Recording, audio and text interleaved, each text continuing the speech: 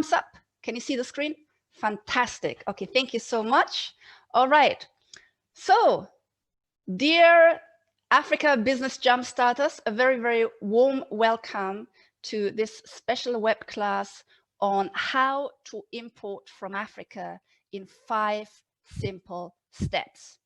Now, today I'm going to show you how to do it. It is a rather simple process and it is a great business model. And what I actually want to show you is actually, you know, I really missed to do that. Let me go. No, I'll show you later on. I'll show you later on because I have some products laying here. So let's get started without further ado. A very warm welcome, first of all, to all of you from across the world, and how to start a profitable African import business in 5 simple steps. That really is our topic today. It is about start making money, importing Afri business products into the world, even when a pandemic hits. Okay, so let me see if I can actually get rid of, yeah, fantastic, much better. All right, so these are the kind of products we are talking about today. We're talking mainly about Afri business products, food products, natural skincare products, and I will also explain later why we are focusing on these kind of products. So just to give you a quick impression on what kind of products we will be talking about today. Now, the really great news is that everyone can do it, no matter where in the world you are based or what your budget is.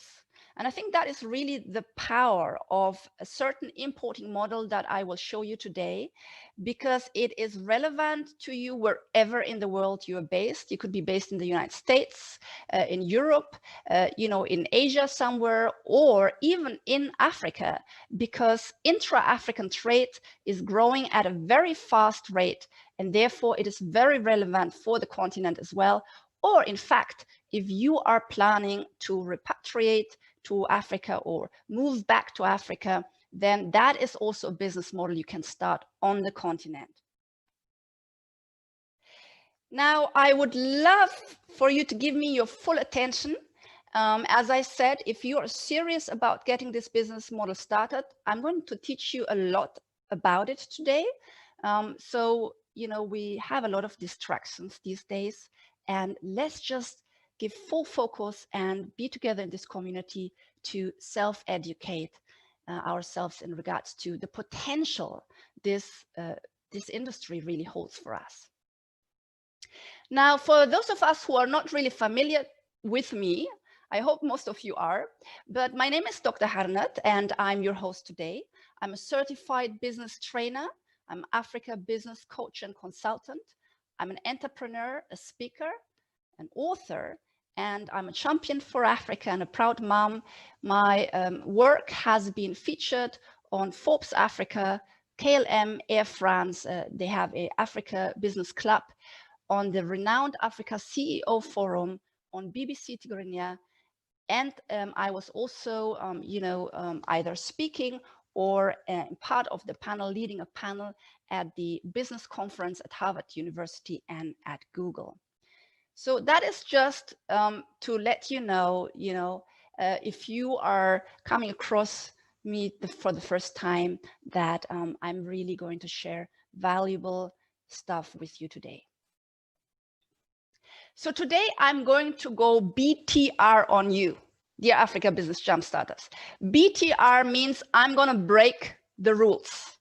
And I really thought about that, and I decided to break the rules a little bit. And what I mean with that is that when you are in business and you are holding public webinars, there are kind of rules to it. You know, there are rules to it, how you lay out a webinar and what you say and what you do not say. And those of you who have seen a lot of webinars, you know, may notice or not. But today I really decided, okay, to some extent, let me do it my own way, because really I think that times are calling for it. And that means I will dive straight in, but it also means I will give you some context, which I believe is very important. And that is this. So as I said, I really thought about bringing this in or not today. Black Lives Matter, as you can see. The reason why I decided to bring it in is because I truly, truly believe that most of us, as the African diaspora, Africans of African descent, those of us living on the continent, generally speaking, we are generations after generations after generations in a situation where most of us collectively are in a position of weakness. And most of us collectively have not been empowered across nations, across communities, and across the continent. And that extension happens very much outside of the continent. I would love to hear from you today. Use the chat box or YouTube chat. If you believe that this context is important, I believe it is, because it takes for us to build the new in order to replace the old.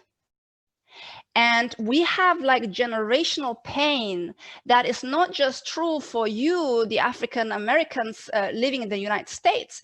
It is also very much true for many of us who actually, come directly from the continent. That means we have not had the, as a diaspora, the experience of slave trade. We were maybe fleeing for other reasons, or our families, or we are still based on the continent. And yet, even there, we're facing corruption.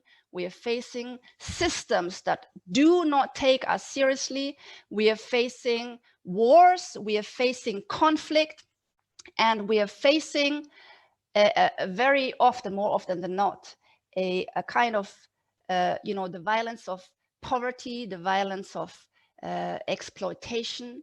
And that's why also a lot of people are fleeing Africa still to this date. And a lot of people are still being enslaved in Africa, especially in Libya, because people are fleeing. And so slave trade is still very much happening. So I wanted to bring it in, and maybe some of you are saying, oh, am I in the wrong webinar? But for me, context is important. And for me, this is my big why, by the way. I want us as Africans, no matter what our background is, I want us to be empowered. And I truly, truly believe that it is the next generation of entrepreneurs, of business owners, those who create jobs, the self-education, the collective, having higher standards for ourselves. That is so important. And, dear brothers and sisters, for those of you, who really feel the pain now in your localities, because you're witnessing it very close by. I mean, we're all seeing it from afar, but some of you are seeing it from very close. And, there are others among us, as I always say. Our reality may be that we are losing our brothers and sisters in the Mediterranean, all right, because they're trying to flee their countries. And, when a German or a British or an American guy somewhere gets lost, you have the entire state, the embassies, the states behind, searching for that person somewhere in foreign lands, or because that person is in distress. You have another entire state coming to the rescue and discussing with the other foreign state how this person could be freed or protected or rescued. Yet when hundreds of us die either on the streets or in civil wars, or as a result of poverty, or they drown in the Mediterranean, which is happening day and night also to our brothers and sisters, then unfortunately, none of the African governments or African leaders are doing anything about it. So The reason why I brought this up is because I do believe that we cannot make the seeking the empowerment and seeking business success for us completely in isolation. It has all context. And if we want to have higher standards and get a new narrative for our communities and for our continent, it starts with every single one of us. We have to empower ourselves, and we have to replace the old by building the new. All right, so I hope you're still with me. Let me see if you're still with me. Let me see in the chat box if you're still with me, if everything you are understanding the context. And of course, there is more context now, relevance, and that is that we are all facing for the first time a pandemic, or for many of us, it's for the first time. We're facing a pandemic. And that means that certain business models will become obsolete, or they may be struggling, and other business models will see a new era of opportunity. And that means very much, the Africa Business Jumpstarters, that while there is risk with the pandemic, there's also a new opportunity.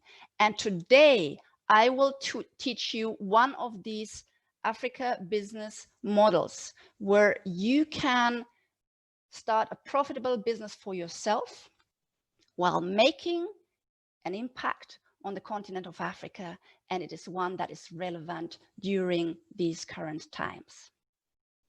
So, as I said, I want this web class to be relevant and actionable, and let's move forward because we have a lot to cover today. So, are you ready, dear Africa Business Jumpstarters? Let me hear, are you ready today? Are you ready to take the sprint? Well, it's more like a marathon, really. Let us hear and see if you are ready, and we shall get started. All right, so let's start with a little bit of a inspiration. And I want to start with Ate. He is an importer from Norway. And he wrote me these lines. He says, Dr. Harnet, I want to thank all who have participated in our journey of launching out African products in Norway and soon in Sweden. We launched oils from 6 different countries, and the response has been very, very positive. The sales of the oils have been good and increasing. So Ate is one of our importers who, watched the webinar and took the training with me, and he has launched his business successfully. He tried a couple of other business models in West Africa, in Cameroon, and decided in the end to go forward with this business model. And I quickly want to share a video also he has sent as to how far he and also you can come in a relatively short time. So let me share a video with you that Ate sent me of his African products that he is selling in the European market right now.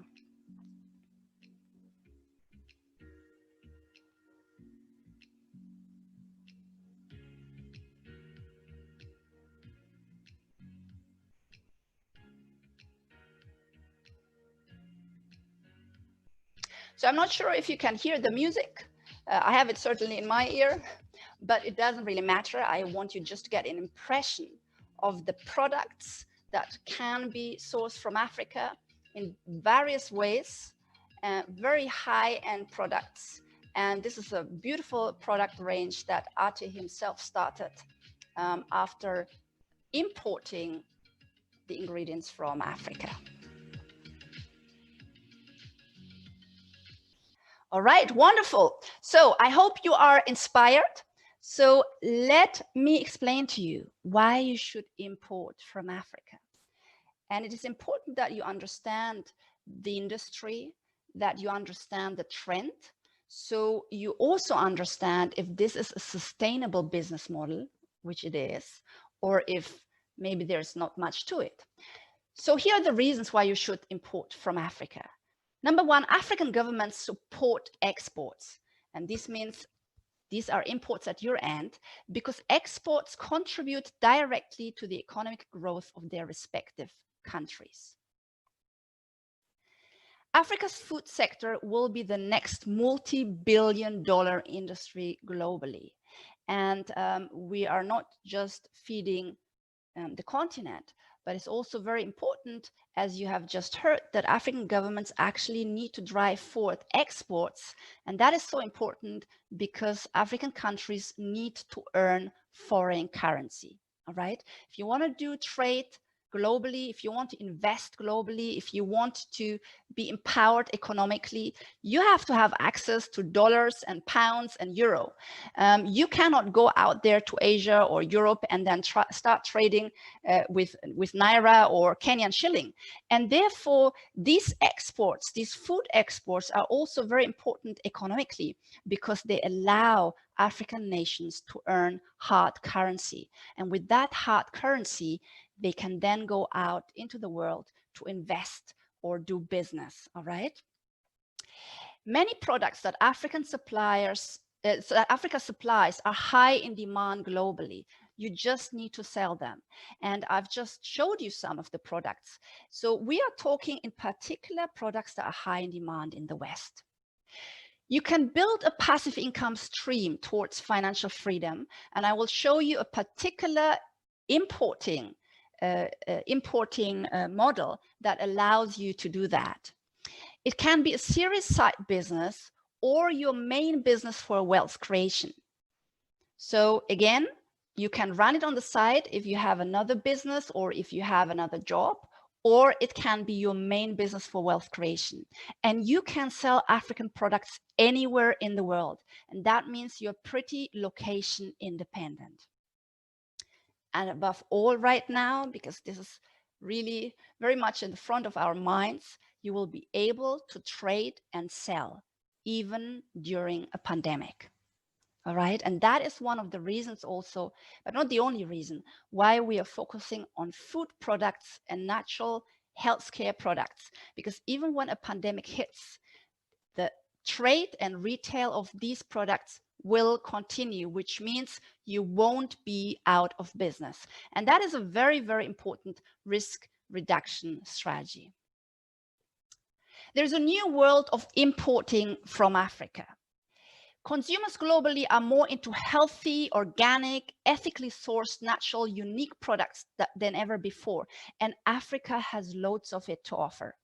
You don't have to invest thousands to hold your own inventory. And I will show you exactly how you can start on a shoestring budget. And you can work out a partnership deal with African suppliers that suits you best. You can get agent status, white labeling, distribution, and so on. Again, we'll dive into this in more detail further down in the web class. More and more African suppliers also offer branded products with high quality standards that are globally competitive. So after this web class, I have a few of the products actually sitting here on my table also. You can actually see some of the brands are really well done and high end, and they can compete globally. So the other thing that is very, very important for you to realize is that the world is looking for alternative supply chains.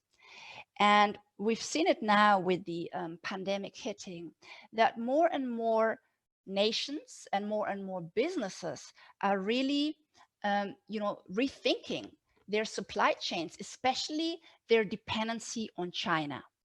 And that means that if they are trying to reduce risk, or if they are looking for alternatives, then more and more will be looking for Africa. More retailers will be looking for Africa, more distributors, more traders will be looking towards Africa to source certain products.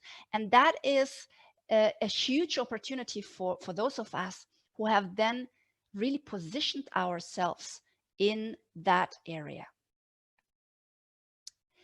Now, I want to get 5 myths out of your head first, all right, when you're thinking about trading with Africa. Myth number 1 is that you need a lot of money to start an import-export business. No, that's not the case, and I'll show you how to do it. You must travel to Africa to find suppliers. well, it can be true in a lot of cases, but today I will show you how you are able to find suppliers, African suppliers, or without the need for you to travel to the continent. Oh, doing business with African suppliers is very risky. Well, if you're not informed, absolutely, you may be choosing the wrong supplier, and therefore it's part of the self-education on how to set up such a business model by reducing risk at the same time. You have to handle all of the shipping and inventory yourself. Again, that's not true. And well, the African diaspora and my friends will be my best customers.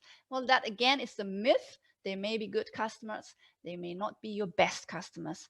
And I'll show you who your best buyers or potential buyers are.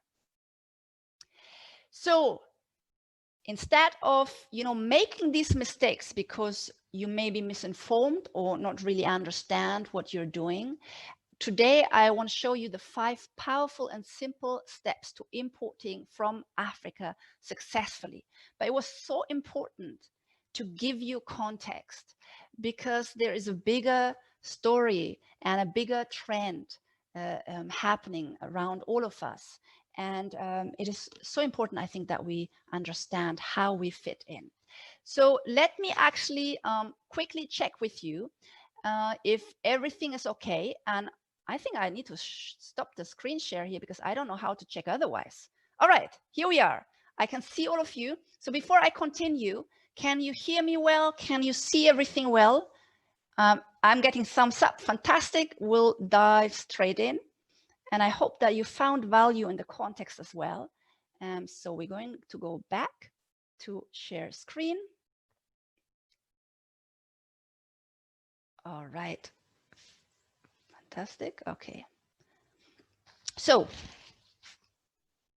5 powerful and simple steps. Step number 1, you have to find a great product that is high in demand in the West or wherever you are based. Okay, so step number 1 is to identify your product. And please take notes so that you can follow this, if you want to take these steps afterwards.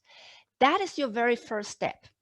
Now, when doing this, I don't want you to ask, what does Africa have that I could import rather, I'm sorry, that I could import. Instead, ask which product is high in demand or trending in my specific target market, and then ask, can Africa supply that? So I want you to take a demand-driven approach. A demand-driven approach means that you are looking at what is needed in the area in which you are based. It could be your city, it could be your country. And you start with that. You're looking at certain products that are trending, the products that are high in demand, and then you see, can Africa provide them? All right? Take a demand-driven approach. So let's have a look at a few examples. And I want to compare a few of them so you understand better what good product selection does entail. So let's have a look at wooden sculptures versus natural skincare. Now, yes, the demand for African arts is also increasing, but then we are really talking about, very, very niche art. The kind of sculptures you see here, the kind of sculptures you could get at African markets are not really a product that is mainstream. And it means that you will need to find a very specific niche to actually sell these products. And you can also not sell them for the most part in bulk, right? You would be probably selling a piece here or a piece there. Now, if you compare this then to selling natural skincare coming out of Africa, now natural skincare is mainstream. Africans use them and everyone else use them. So, Americans, Europeans, Asians would use that as well. And in fact, it is trending so much, and it is becoming a billion-dollar industry. People are moving away more and more from, you know, the kind of cosmetic where we have a lot of synthetics in, and they're moving towards natural skincare products. I've certainly made that transition. I would use, I don't know, Nivea or something in the past, and now I only use natural skincare products. And most of them, by the way, are sourced from Africa. Now, those are not only mainstream, the natural skincare, but you can also sell them in bulk. To whom? To a retailer, for example. So that means an American retailer, a British retailer may buy your skincare in bulk, but not your wooden sculptures. Now let's look at maybe other typical African products that we may have an attachment to. I had a member of our academy in the past. She wanted to sell waist beads, and she actually had them imported from West Africa and was trying to sell them in the United States. Now we have a similar situation. These are products, the waist beads, for example, number one. Again, there's a lot of emotional attachment to it. Maybe, you know, we love to use them ourselves, or we appreciate the culture. But when you come towards, looking at it from the business perspective, then you will be dealing with tiny profit margins, number one. Number two, again, it is not mainstream. So you will have a very limited, possibly, amount of people buying it. And number three, you can again not sell it in bulk. Now, if you're looking at coffee from Africa as a comparison, you will understand, you know, it fulfills mainstream, being able to sell in bulk, and you have a much, much higher profit margin.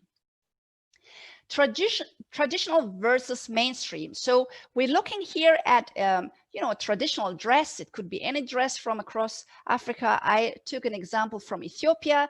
And then to the right hand side, we have leather shoes. Now, what I really want to point out here is both the dress, the traditional, and the leather shoes are products of Ethiopia. So they're both African products. However, again, if you are maybe based in a city where you have, a lot of Ethiopians and Eritreans, you may be able to sell those traditional clothes very well and actually make good profits. And maybe you have an online store as well. But then if you look at these leather shoes, they are mainstream.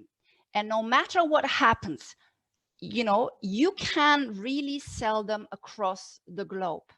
And that really means you're not going to sit on your inventory for one reason or the other, because you can find buyers across the globe for these leather shoes.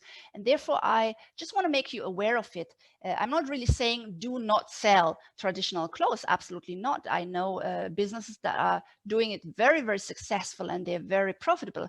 I just want you to understand, as starters, what the difference between these products are, what the difference is, rather. And then also generally clothes versus food products. Now, with clothes, you have a few aspects that can make the progress of your startup difficult. First of all, we have, of course, a pandemic hitting now.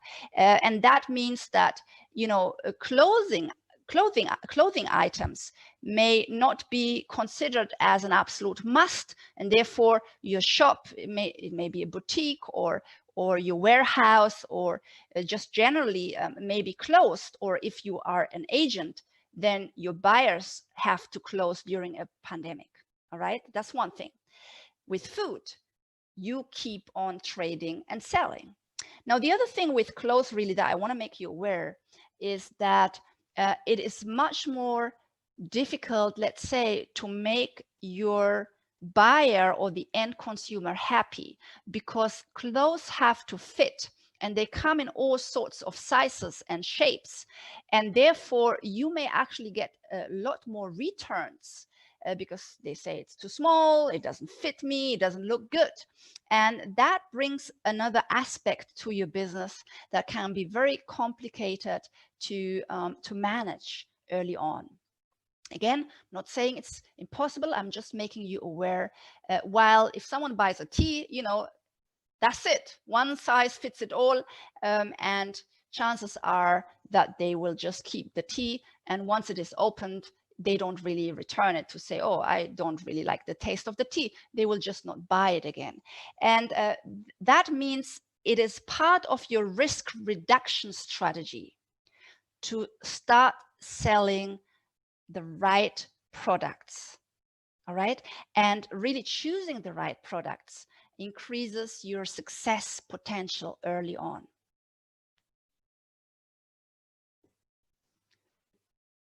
So African products high in demand. Let me give you a list. These are the kind of products that are high in demand across the world. Coffee, for example, tea, fruits, natural skincare products, superfoods, so the likes of moringa, baobab, and so on, gluten-free products. So we have gluten-free cassava flour, for example. There are other gluten-free grains and roots also. Cassava is not a grain, it's a root. So they're both grains and roots in Africa that are gluten-free. And of course, the gluten-free market is growing at a very, very fast rate across the world as well. Then you have additives such as gum arabic. It's used in the food industry, in cosmetics, pharmaceuticals, and textiles. And then you have certain items trending, but they're not really mainstream or pandemic proof. I've touched on them.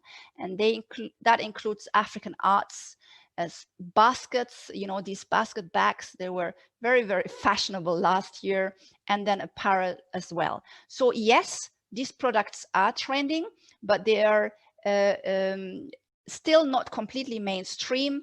And as I pointed out, there are certain risk factors attached to these products. So bad products for you are, first of all, large and heavy products. So let's say you wanted to import African inspired furniture. Large and heavy is difficult when you want to ship it, and when you start out for the first time, I would not go for such products. The other one is one size does not fit it all, as I have just pointed out. So clothing or shoes where people need several sizes, and then they will make requests for, you know, to return them and for a refund. Fast perishable food. I mentioned fruit. Fruit is, or vegetables also, and they are high in demand. However, I would not actually start out with them in the very beginning unless you're an agent, and I will explain why that is. Because as an agent, really, you are just linking the seller and the buyer up, and that means you are not really handling the fruits or the perishable food yourself. But ideally, you want to be looking for a product that has a long shelf life, because again, it is part of your risk reduction strategy. And then tiny profit margins are something also you do not want to go for. It is so important that you have healthy profit margins, so that first of all, you can absorb some shock. So that means anything you did not kind of plan for, but also to make sure that your product, your business really with your product is progressing fast, and that you can make you know, good returns and also reinvest into the growth of your business. And then again, as I mentioned, products also that are not wanted by companies, but only by your African friends, such as the African waste beads, are not the best products to start importing. So what makes a great product? Demand globally is high. It can be sold in large quantities to companies. They're small, light, simple to ship, and have a long shelf life. They have great profit margins, and a product that is pandemic proof. And that's also why we are focusing on food items and natural skincare, because it is very, very relevant at the moment. So step number 2 then is, so step number 1 was to choose the right product. You start with that, all right? Step number 2 now is to choose your importing model strategically. Which import model are you choosing? Okay, hold on, please. All right. Okay, hold on, sorry. Oh, now I know what's the, okay. All right, just hold on, bear with me, please. All right, so what I have to do now, can you still see the slides? Let me see if you can still see the slides. Let me see, please, in the chat box, dear Africa Business Jumpstarters, if you can still see the slides. Okay, let me stop share and let me, can you still see the slides? Okay, fantastic. All right, so what I noticed now, sorry, and I only noticed now that I'm presenting is there's another recording on the presentation that I didn't realize. So what I have to do is I'm gonna present the slides with the other part of the slides next to it. All right, sorry about that, but you can still get the same. All right, let me go back. Okay, so which import model are you choosing? First of all, when you start importing an import business selling African products, you must first choose the business model that is right for you. Okay, there are several import models, and I want to really share the main ones with you. One is that you become an agent. And agent means it is commission based, all right? Or you become a wholesaler or distributor, or you can start your own branded product. So let me quickly explain them for you. When you become an agent, it means that you can start on a shoestring budget. So basically what you're doing is you are simply linking up the seller in Africa with the buyer wherever you are based. You're connecting the two. You do not have to handle the goods or transactions yourself. That means you do not need any injection of capital, nor do you need a warehouse. All right, and that is really the power of this particular business model. If you are starting out new or you are starting on a shoestring budget, because it reduces your risk and you can start with little money. It also allows you to create passive income streams, and it is location independent. So let me quickly explain this. You can start passive income streams because really you're setting up a portfolio of buyers. That means all your work will go into acquiring a buyer. Okay, it could be a retailer or a hotel or something like that. And once you have acquired the buyer as an agent, you know, they will reorder again and again and again from you. And you need to put the work in early on, but not when they reorder from you. And that means over time, you can have a portfolio of buyers, and each time they reorder, you still get a commission. And that is the power of this particular business model when you start as an import agent, because you can create a passive income stream by simply getting more and more commission and working on your buyer portfolio and expanding that. The next one is that you become a distributor or a wholesaler. This is a different importing model, and that requires that you actually put money up in front, because now you're buying the inventory yourself. All right. The positive here is that you get larger profit margins, and that means you know, you also make some more money. You're an active player in the industry, so you become a player in your own right, and you have more control over your business and your prices. And you can actually see here an image of Honora. He was also one of my former trainees, and you know, he started from scratch with nothing. He was an employee and really fed up with his job, and he started as a distributor, and this is his warehouse in Canada, where he you know, purchased the inventory and then warehoused it before selling it on. And the next import business model that you can use is that you start your own brand. And that is what we've seen early in the video, what Ate did. And he, imported the ingredients and then branded them himself. This means you own the product. You have full control over all aspects, including the brand, the pricing, and the target marketing. It means also that you enjoy increased prestige and enhanced vision. You can leave a family legacy behind, you're owning your own brand. And of course, you can hand it over to the next generation. And it also means that you can actually make additional income as you control the margins, and others can become your agents or your resellers. Okay, so as you can see, the three business models, agent, distributor, or starting your own brand, they're all possible. It starts with the simplest, let's say the agent, and then it becomes more complex. You can start with any of them.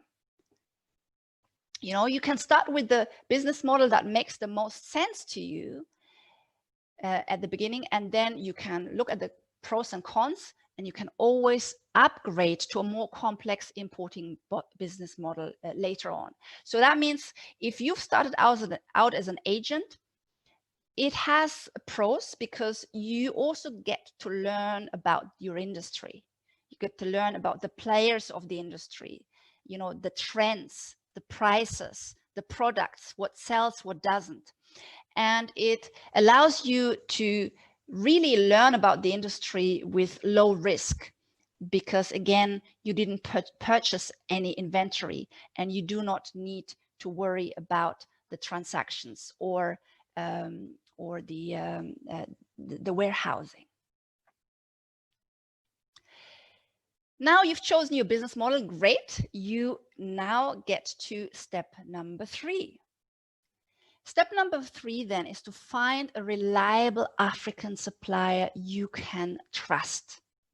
And that is very important. And I will show you how to do that. Dealing with the wrong suppliers in Africa is the biggest risk in your business. It will cost you a lot of money and loss of credibility among your clients if you have the wrong suppliers, all right? And they're unreliable. Hence, finding a reliable and professional supplier in Africa is one of the most important aspects when building your import business. All right, I really have to stress on that. You cannot just do business with anyone and they say, oh, we have a product, and then you're like, oh, great, let me import that or let me buy that, because that is where one of your biggest risks will sit. Let me quickly give you some context again in finding suppliers in China versus in Africa. As we know, a lot of retailers and traders are actually sourcing from China right now. Now, when trading with China, you can go to sites such as Alibaba.com. You check out a huge range of suppliers. You get client reviews and the supplier details. And it's all pretty easy. You kind of click on it and you reach out to it. And there's a lot of track record and client reviews, and it can give you an idea of the reliability and the professionalism of that particular supplier. And when trading with China, you're looking at one homogeneous market. In Africa, however, you're looking at 54 markets to import from.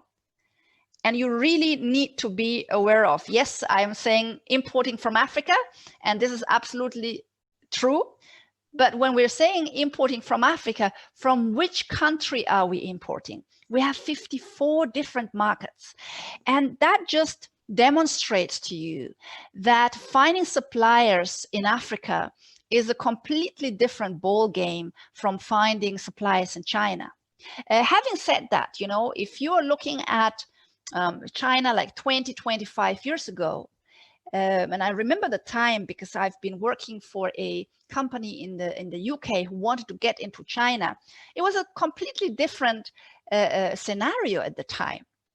You know, it was difficult to find the right partners. People had to fly out there to, you know, to find them, to make sure, you know, these are trustworthy, it's a trustworthy company and so on. But now it has become very simple. With Africa, we're not there yet. And therefore, you need to be very strategic, and you need to understand how to find the right suppliers in Africa. So hence, in Africa, you need to find other ways to find reliable suppliers. So how do I then find reliable suppliers in Africa? There are several ways to find them, but I will tell you 3 of the best and fastest ways, and I highly recommend them. So number one is that you find these suppliers through professional African entities, such as the export promotion councils or industry associations, or the chambers, the Chamber of Commerce, for example. And you will have them in all African countries, all right? So as you can see here, for example, I just gave you a few examples. Let's say you want to source cocoa powder. Now you can you know, contact the Ghana Cocoa Board to get through them reliable suppliers, private suppliers of cocoa powder. Or you could go to the Zambia Association of Manufacturers if you wanted to get in touch with food manufacturers. All right. This strategy is one of the most powerful strategies to use. And quite frankly, almost all professional contacts I have on the continent, I found them through the strategies that I'm just you know, presenting to you now, introducing you to. So the export promotion councils also exist in almost every country, not in all of them. But then you very often have industry associations of, you know, farmers or manufacturers, or I know, dairy producers, cocoa producers, and so on. So you can look out for these associations or for the Chamber of Commerce, get in touch with them. You either email, phone, you know, and of course that is a different, you know, thing altogether in Africa. Some are more responsive than others. I would always take the phone if I can, or when you're on the ground, because I know a lot of you are on the ground already, or you are planning to move to Africa or to repatriate to Africa, and that is your best strategy to find reliable professional suppliers, because these industry associations will get you in touch with their members and not some kind of scammers, okay? The other best strategy is that you go to face-to-face meetings that you can have during industry events. So across the globe, be it on the continent of Africa, in the United States, in Europe, there are African expos and conferences taking place. You know, you have even expos that are very specific, such as Agribusiness Expo. And you can go to these expos in your own country, wherever you are based, or on the continent. And there again, you will find people who are reliable, who are serious. These are people who have invested into being at this conference or expo, and possibly, you know, showing their products. And that is an investment to make. So you can be assured that for the most part, these are reliable professional suppliers. And then, of course, number 3 is that you will do your own research, okay, that you do in-depth research online. Now, that research is very much possible. And however, it is important that you then actually look the company up. So it is not just enough to see a great looking website and then you see they're offering products. Take the name of the company and do research about that name. If that company has been mentioning, for example, in local African newspapers, and you know, there was a you know, a good positive account about them published, or you've seen them exhibiting at conference events or expos, then these are good signs that you are dealing with reliable suppliers rather. And now there is an even better way, cutting down time and cost for you. You can access reliable African suppliers with quality products simply from the comfort of your home or office and start importing. And how to do that? Well, dear Africa Business Jumpstarters, there's going to be a big reveal, all right? And that big reveal, I'm going to share with you a little bit towards the end of this session.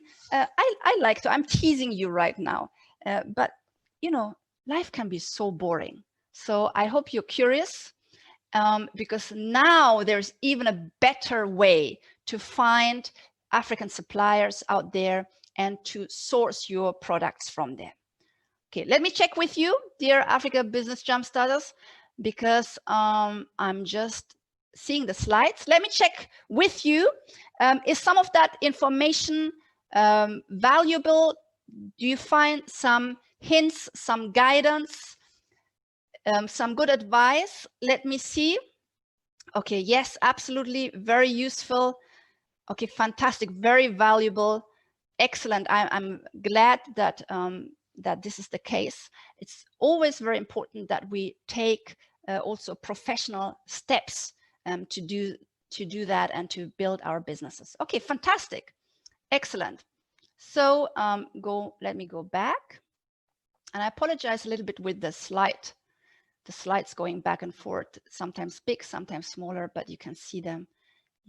You told me, which is the main thing. All right, so the big reveal will come a little bit later. I want to show you another way that I have created for you how to access reliable suppliers in Africa. Now, here is an important reminder for you, because here's what can happen fast if you think you have understood, but then you get carried away by the opportunity. Now, let me share a quick story with you. You know, I went through this training also with with my members in the academy a while ago, and one of my clients and my members, she listened, she learned, she took notes just like you are doing now, and then she traveled to Senegal. All right, and she traveled to Senegal. That's where her background is. It's her home, and she traveled to Senegal, and she came across a woman who said she had access to a lot of women farmers who have excess surplus supply of mangoes. And my client at the time, she just loved the idea. There was a surplus of mangoes. It was a very good offer if she was to purchase it, and she felt she could assist these women farmers. And then she made a deal, and she because she had some contacts in the Netherlands, I forgot to say she had some contacts in the Netherlands and was hoping to sell those mangoes there. So she made a deal, and unfortunately what happened is my client lost $4,000. Okay, this is a story she shared with me when she returned. Now, what I want to say in this regard is, and this is very important, it is crucial that you go professional avenues. When you're looking at these ladies and these women farmers, and the lady that probably offered her the deal, here's the thing: whenever they see you, they see an opportunity in you. Maybe they cannot pay the school bills for their children or a hospital bill, and these are people very often that are also at the brink of poverty. And when they see you and a great deal, they see opportunity. And what I want to drive home here is that we very often hear that Africa is full of scammers or things like that.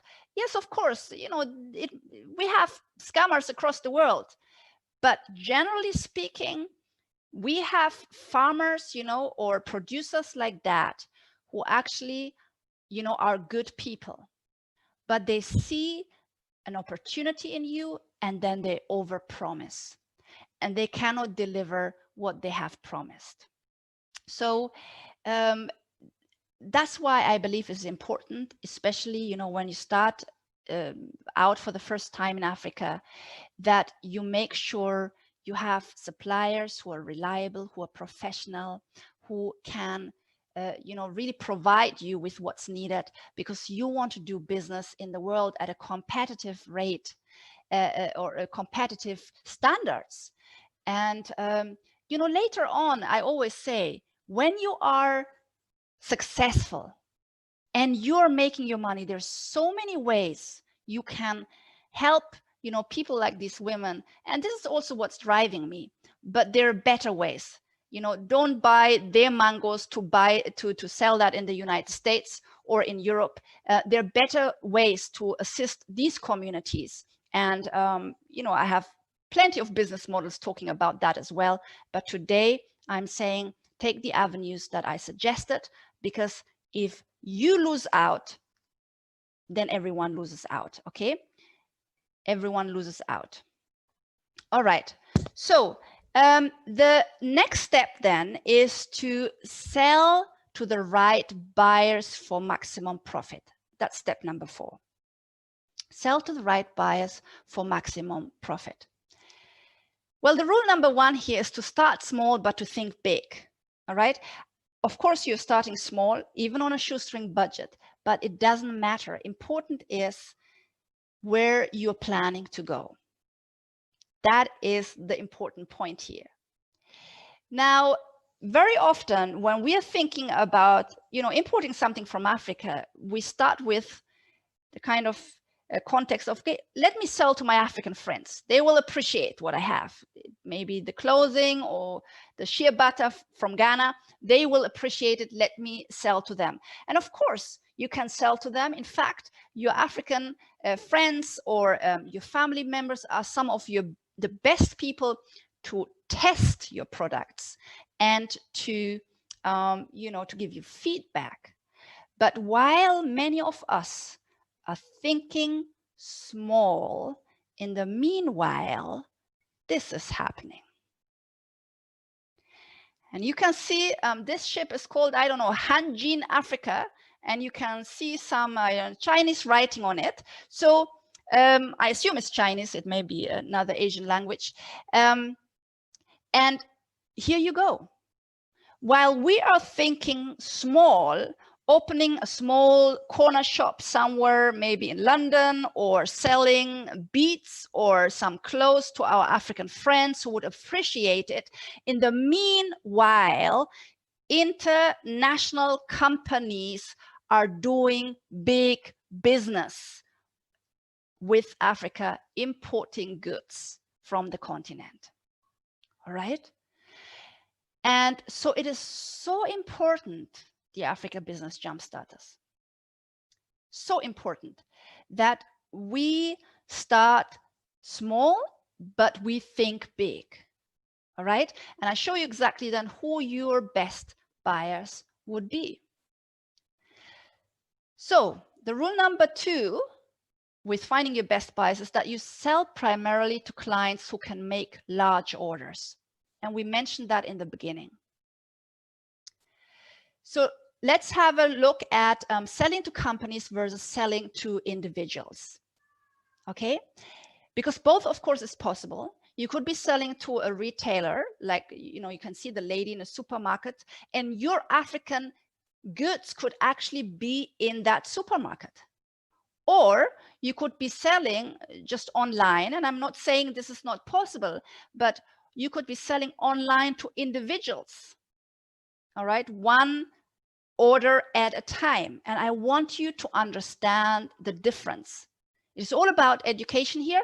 You can then, of course, make your own decisions, and but it's important to be aware of it.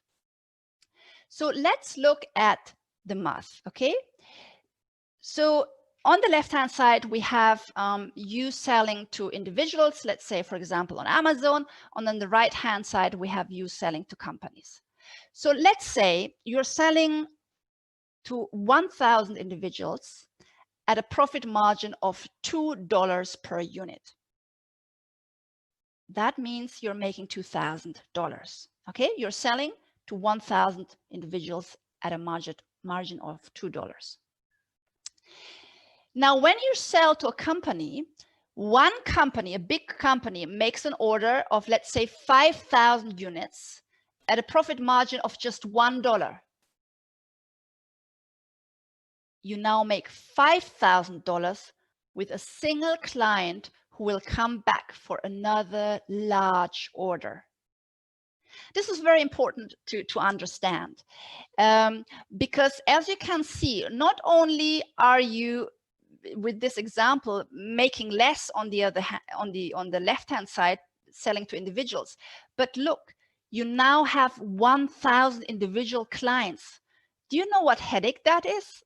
You know, because it means you have to package, you have to put, I don't know, the stamp on it, something like that, you know, the address, you have to send it out. Now you have to have customer service for 1,000 individuals. Maybe some of them are not happy, something got lost in the post, something broke, they want a refund, and now you're dealing with 1,000 individuals. All right. While on the other hand, it may take you a little longer to make your first sale with a company, but once you make it, guess what? They're not just going to buy one pot of shea butter or 1 kilogram of coffee of you. They are going to buy a lot because they have to fill shelves with it, or maybe it's a hotel or a beauty salon or something like that. And therefore, they're making a larger order. Now, the beauty with that is you're making a big profit with just one client, and you do not have the headache of customer service and refunds and all that with a lot of individuals. And therefore, I believe it is much more profitable, you know, in early on and also in the long run, to actually sell to companies. Because right now, we do not have many drop shipping opportunities with Africa. If you, of course, can find the buyer and then someone else does all the shipping and everything for you and the refunds, that's fine. But at the moment, these opportunities in Africa are very, very rare. Okay, so it is much more profitable to sell to companies. So companies to sell to in the West or in the East or on the continent of Africa. Let's have a look. Shops, for example, supermarkets and retailers, restaurants, coffee shops, hotels, wholesalers, and larger importers. So larger importers, that means these are well-established importers or wholesalers, distributors already, and now you can offer your product to their range. And corporate offices, spas and salons, okay? And other businesses. So as you can see, there's actually a big list of potential buyers for your African products. And this really works across the globe. It doesn't really matter where you're based. In fact, let me, share a quick story with you. Just for those of you who are based on the continent, when I was in Rwanda, that story was shared with me by one of the suppliers there. He was a supplier of coffee, and they shared a story that one day a Nigerian trader came from Nigeria to Kigali to visit them, and he made a purchase of the coffee, and he wanted to bring the coffee to Nigeria, and he made a purchase, but he kind of got like a smaller order, and he brought it back to Nigeria, and he managed to get that Rwandan coffee into the Total petrol station. And now he managed to get it into one of those petrol stations. They have little shops there. And but guess what? There is over 100 Total petrol station shops in Nigeria. And can you now see he managed to get into the first one, but when they liked it, you know, they reordered and they now distributed it across various of these petrol stations. And here you go. It works very well for intra-African trade too. Important is that you do sell it to companies who make big orders once their shelves are empty. Okay? So let me give you a few more examples, because rule number 3 is that you sell to the clients who want your product. So you need to have a good product and client market match. Okay.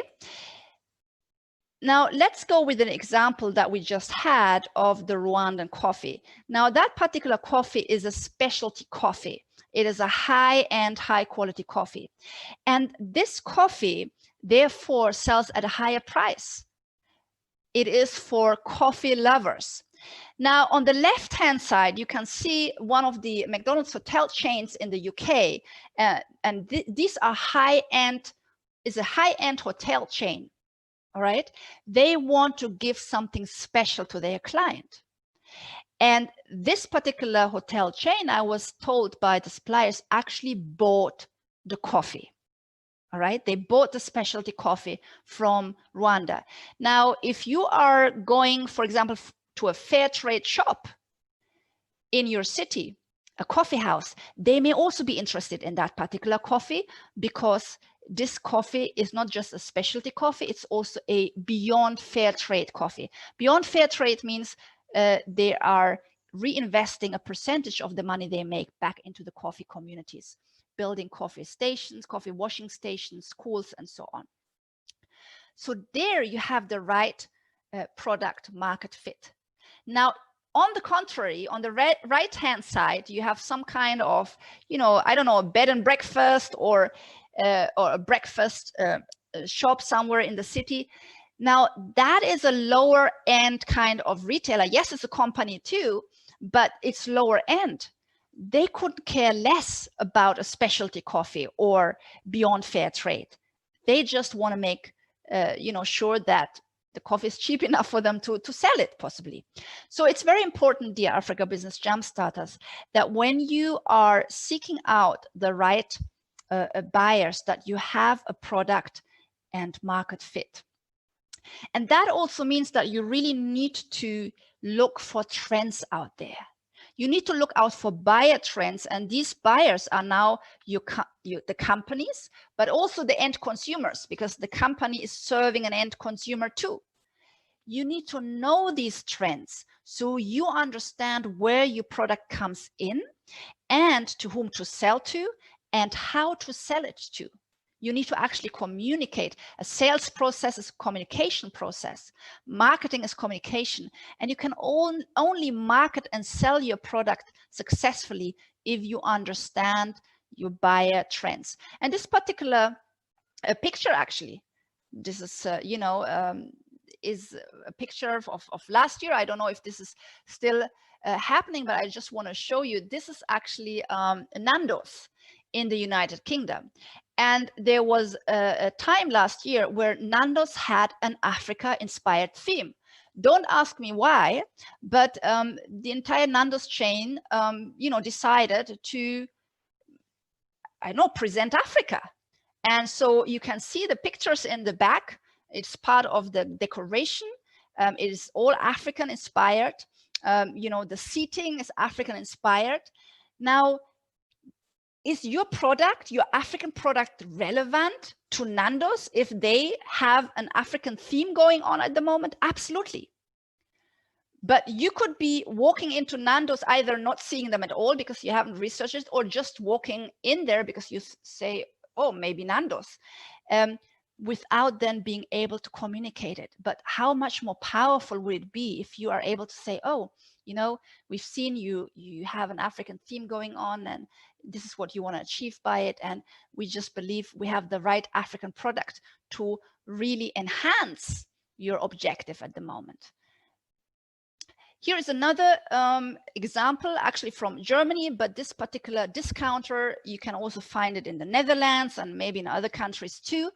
Now, this is an interesting one, because I want to really show you that it is not just high-end, high-end hotels or high-end retailers that are looking for your products, possibly. Netto, for example, is a discounter. And we have here in the area where I live, we have a discounter and we have a high end, because we have like a mixed community here. And so we have a high end shopping where really like the wealthy go. Everything is organic and fair trade, and and it costs 2-3 times the price than in Netto. But here's the important thing, because when I walked into, when I walk into both of them, I shop in both, by the way, I can see different trends for both retailers. And I can see them as a consumer already. And that means I know exactly now, because I'm shopping there, but I know what one is going for and I know what the other is going for. And you can do the same because you're doing shopping. And you can look into the shelves of your supermarket or where you are doing your shopping and see what is available, number one, because what is available will inform you about the kind of products they have. It may also inform you what's missing. So if you can see, oh, they're interested in fair trade, or they're interested in sustainable products, but look, this is what's missing. Now, here's what you have to do. First of all, you can observe by going through the shelves yourself. And the same is true for Africa, by the way. Oh my God. When I'm seriously in Accra or Nairobi, I am in the supermarkets all the time. I do my research there because there's so much information coming out of these shelves in terms of what they have, the quality of it, and what they do not have, and where it comes from. Very, very interesting. So you can do your research right there in person, but you can also go on the websites. And that's the point here I want to make. So I would have never thought really Netto may be the right one, but then I was made aware through a leaflet when I went shopping one day. And I got this leaflet and it informed the consumers, the buyers, that Netto is changing its policies, or maybe let's say focuses more on new trends. And it says things like, be prepared to buy dodgy looking vegetable or fruits. And with dodgy looking, they mean not the shiny, perfect one that looks like out of a magazine, but it may be, it may be faulty, or it may be funnily shaped, because unfortunately, we in the West are so used to have the perfect looking tomato and the perfect looking lemon and carrot. It's ridiculous. But unfortunately, that's what's happening. Now there's a trend going back, going back to, it's okay to have a carrot that's looking funny. It's okay to have a tomato that has a brown spot on it, or a lemon where the leaf is still on it. And Netto was basically informing its consumers to be prepared for that. And part of that leaflet was also other trends. It's interested in sustainability, for example. So why am I telling you this? Because you find these informations on the websites of your potential buyers. They may inform you that sustainability is important to them, or that sourcing back to the farmers is important to them. And you know what you do? When you then contact them with your own products, you do not just use what's in your mind and what you think is important. No, you use their words on their website, their objectives, their priorities, their trends. You use that and then say how your African products fit into this. All right, this is very, very powerful. And by the way, the other one, the high-end one, as I mentioned, that where I shop too, guess what? They have all sorts of gluten-free flour, because this is like the high-end, so where the wealthy are looking for all sorts of natural and healthy products. Look, they have all these gluten-free flours, but guess which one is missing? Gluten-free cassava flour. It's missing in the shelves.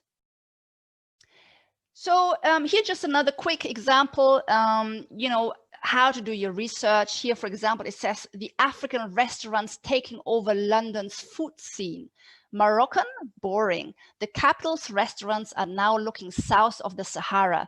Here are the best places to try the great plates of Africa in the city. Look, it's a trend. This has made it into the newspapers in London. This is another one from, I think, where is it? New York. Puerto Rico importing company. And I'm just showing you an example. This is a South American importing company. But look, here, as you can see from the picture, it has all sorts of coffee, all right? And then someone says, favorite place in New York City to pick up coffee beans, have a whole slew of flavors, including ample organic and fair trade options. And then someone else says, please support them instead of going to Starbucks. All their stuff is fair trade. Now, what I'm trying to say is that you can find out that information online. You need to inform yourself before even writing an email to your supplier. Okay, so now if that importing company had just been a general one importing from across the world, for example, then you're noticing, oh, a coffee from Kenya is missing, a coffee from, I mean, Ethiopian coffee they usually always have, but if they're general importers, but maybe they don't have a Rwandan one. And now you come in well informed. That is the power of marketing and selling your African product. And step number 5, now it is all about scaling smartly and making a lot of money. Okay, scale smartly and make a lot of money. So how do you do that? First of all, focus on getting more of the right larger buyers. Get a buyer portfolio together. The more large buyers you can get, that's it. I mean, really, you just need 1, 2, 3 of them that regularly buy. You know, you want more than one, of course. I'm just saying in the beginning, and you're already smiling. You're already good. You know, you're already making a lot of money. And that is what you want to focus on. Foster good relationships with your suppliers and your buyers, and build a portfolio of buyer accounts so they reorder simply again and again. That's how you create passive income streams. And then diversify your product range within a closely related industry. That is stronger positioning and faster sales as you have existing buyers. So let me quickly explain. Let's say you started with importing coffee. Diversify your product range within a closely related industry means then to go from coffee to tea, not to go from coffee to shea butter. Because if you go from coffee to tea, then it is, you know, the chances are that the same buyers that you already have or the same buyer portfolio will also be interested in your tea. All right. Whereas you're going to completely different industry, you kind of need to start from scratch again, understanding the industry, your product, and the buyers. So let's quickly recap. You can build a passive income stream and wealth. You can make the money you need to build the life of your dreams. You can travel. Oh yes, very much so, because you're in the business of trade. You're highly flexible and your own boss. African governments support exports, we said, as it contributes directly to economic growth of their respective countries. You will help Africa economically and shape a new narrative. For me, this context is hugely important, and that's why I highly, highly promote importing from Africa, including intra-African trade, and I do not really talk much about importing into Africa. So from the US, for example, into Africa, or from Asia into Africa. It is not supporting African economies by and large in a sustainable manner. I mean, of course, there are some products that are very much needed because they are not yet produced locally, absolutely. But to the greatest extent, especially when we talk about food products, the imports are actually harming the local producers and suppliers. Importing from Africa is easier than ever, and everyone can do it. And I really mean everyone. No matter, you know, this is all the self-education you need. I mean, of course, you need some more self-education in on the topic, but what I mean is, like, you do not need, I don't know, a Harvard University kind of, you know, graduation to get started and become very, very successful. Everyone can do it, no matter where you're based, what your background is, and what your budget is. Because as we've learned, you can choose the right business model as an agent. It's the perfect business model for the African diaspora, as buyers sit abroad, but works equally well for intra-African and global trade. You can get started with little money. The world is looking for high quality, organic, ethically sourced products, and Africa has a lot of that. And it's a business model that is COVID-19 proof, as the trade of food and natural skincare will continue no matter what. Step number one was you start with the demand at your area. You find your ideal product that is high in demand wherever you are based. Step number two was to choose your importing business model strategically. Step number three, so that was agent, distributor, or starting your own brand. Step number three, find a reliable African supplier you can trust, and I told you how to do that. Number four, to sell to the right buyers for maximum profits. We said the right buyers are companies, and it has to be the right match. And step number five then is to scale smartly and make a lot of money. Now, that is it. And as you can see, you know, it is actually quite simple in terms of a business. Not easy, because no business is easy, seriously, especially if you've never been in business. There's so much to wrap your head around. Starting a business is never easy, but this business model is simple. All right, it is very simple. But there's one more reason why you should start an African business, okay? And it touches a little bit on the context. And I thought about, shall I share it? Shall I not share it? But I've decided to go BTI.